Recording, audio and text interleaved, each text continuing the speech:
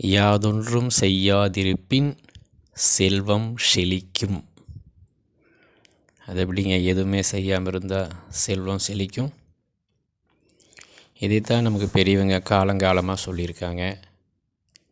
சிவனே நிறு, உனக்கு எல்லாம் கிடைக்கும் அப்படின்னு சொல்லியிருக்காங்க.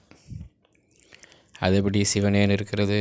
சிவனேன் இருப்பது என்றால் மனதை அமைதியாக ஓய்வாக சிவன் நினைவில் வைப்பது ஆகும்.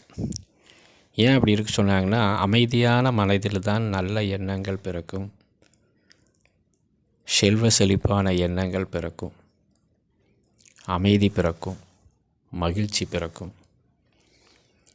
இதை சீனாவில் சொல்லுவாங்க, தாவோசியத்தில், யாதொன்றும் செய்யாதிருப்பின் அனைத்தும் செய்து கொடுக்கப்படும். அப்படின்னா சும்மா உட்காந்துருக்கிறதுனா வேலை செய்யாமல் இருக்கிறதில்ல. நீங்கள் எந்த வேலைகள் செய்தாலும் காரியங்கள் செய்தாலும் மனம் ஓய்வாக அமைதியாக இருக்க வேண்டும். அதுக்காக தான் இப்படி சொல்கிறது, மனம் ஓய்வாக அமைதியாக இருக்க வேண்டும். அப்போ அமைதியான மனதில், ஓய்வான மனதில் நல்ல எண்ணங்கள் பிறக்கும்.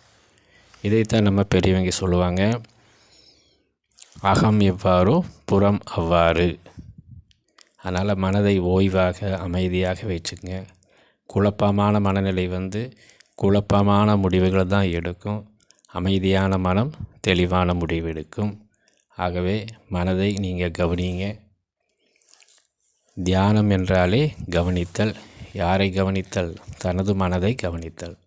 தனது மனதை அமைதியாக ஓய்வாக தெளிவாக வைத்து கொண்டால் செல்வ செழிப்பான எண்ணங்களும் நல்ல எண்ணங்களும் பிறக்கும். உங்கள் வாழ்க்கை செல்வ செழிப்போடு நன்றாக இருக்கும். நல்லது.